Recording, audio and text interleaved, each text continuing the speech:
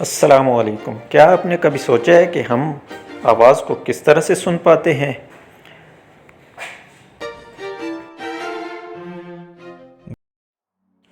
जैसे कि ये मोबाइल और लैपटॉप यहाँ पर साउंड प्रोड्यूस कर रहा है और इसको हम सुन पाते हैं, लेकिन यहाँ पर इसके साथ बहुत कुछ और भी होता है।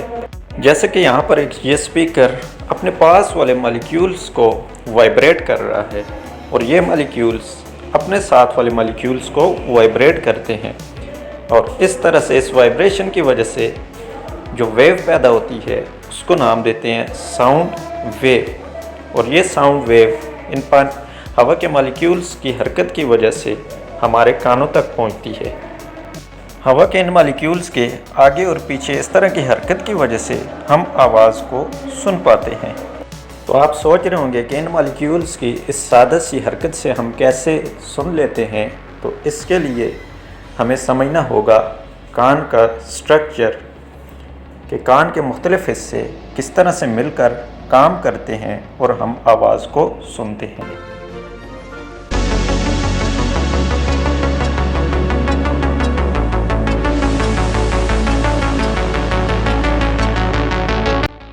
तो हमारे कान को 3 हिस्सों में तकसीम किया जाता है। सबसे बाहर वाला हिस्सा एक्सटर्नल ईयर, मिडल ईयर और इनर ईयर। एक्सटर्नल ईयर जिस हिस्से से स्टार्ट होता है उसको नाम देते हैं पिन्ना का। ये वो वाला कान का हिस्सा है जिसको आप देख सकते हैं और टच कर सकते हैं। इसका काम ये है कि जितना मुमकिन हो सके आवाज़ की लहरों को इकट्ठा करके तो उनको ऑडिटरी कैनाल की तरफ भेजना। आखिरकार ये लहरें ईयर ड्रम तक पहुंच जाती हैं, जिसको यहाँ पर सब्ज़ रंग से ज़ाहिर किया गया है।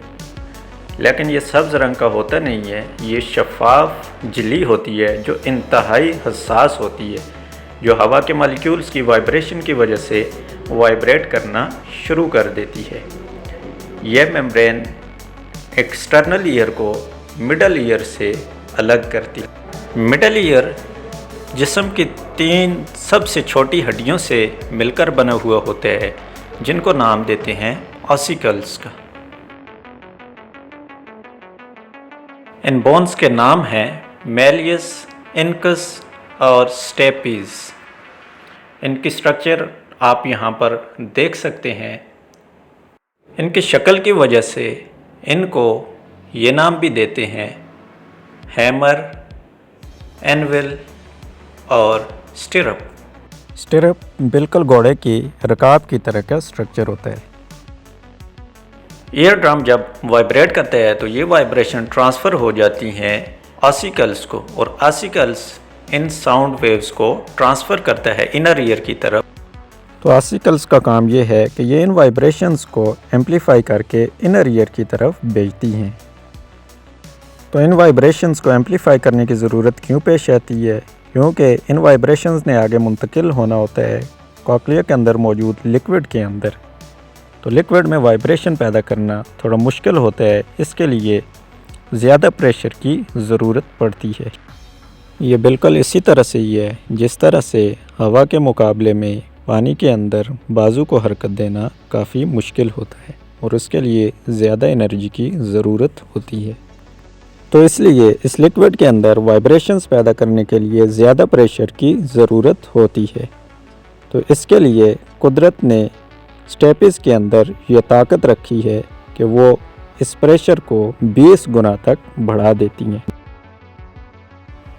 तो इन वाइब्रेशंस को 20 गुना तक बढ़ाने के लिए स्टेपिस का एरिया ईयर ड्रम के एरिया के मुकाबले में काफ़ी कम होता है।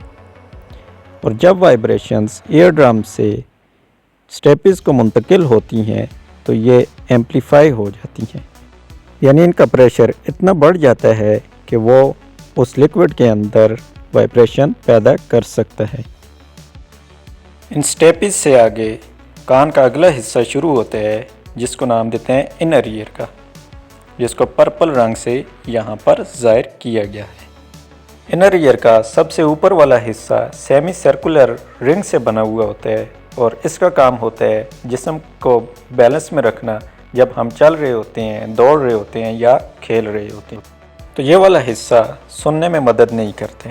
तो सुनने के साथ जिसका ताल्लुक़ है वो है स्नेल की तरह का ये स्ट्रक्चर जिसको नाम देते हैं कॉक्लिया का।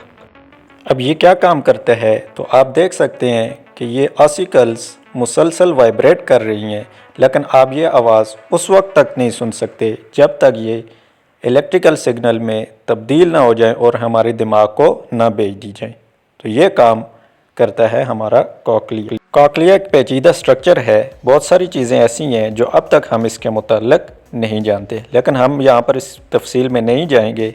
जैसा कि हमने पहले बात की है कि इसके अंदर मौजूद होता है एक लिक्विड, तो ये ऑसिकल्स की वाइब्रेशन की वजह से उस लिक्विड के अंदर वाइब्रेशन पैदा होती है और इस वाइब्रेशन की वजह से कॉक्लिया के अंदर मौजूद स्पेशल किस्म के सेल्स इन वाइब्रेशंस को कन्वर्ट करते हैं इलेक्ट्रिकल सिग्नल्स के अंदर। तो ये इलेक्ट्रिकल सिग्नल्स ऑडिटरी नर्व के ज़रिए से हमारे दिमाग की तरफ जाते हैं और फिर हम उस आवाज़ को समझते हैं।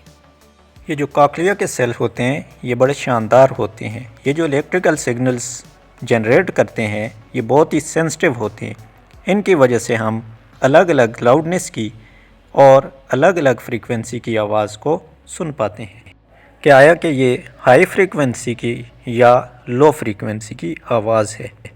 तो हमारा दिमाग इन मामूली से डिफरेंसेस को समझता है और इसी की वजह से हम मुख्तलिफ़ अल्फाज और अल्फ़ाबेट्स में फ़र्क समझ सकते हैं, जैसा कि ये साउंड भी।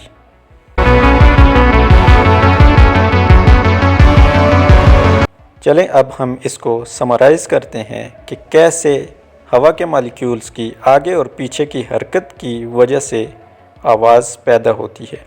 तो सबसे पहले हवा के मॉलिक्यूल्स में बैक एंड फोर्थ मूवमेंट की वजह से हमारे ईयर ड्रम के अंदर वाइब्रेशन होती है और ये ईयर ड्रम वाइब्रेशन पैदा करते हैं ऑसिकल्स के अंदर और ऑसिकल्स उन वाइब्रेशंस को मुंतकिल करते हैं कॉक्लिया के अंदर मौजूद लिक्विड के अंदर और ये लिक्विड उन वाइब्रेशंस को कन्वर्ट कर देते हैं इलेक्ट्रिकल सिग्नल में, जो कि ऑडिटरी नर्व के ज़रिए से हमारे दिमाग की तरफ भेज दी जाती हैं और फिर इसको हम आवाज़ की सूरत में महसूस करते हैं।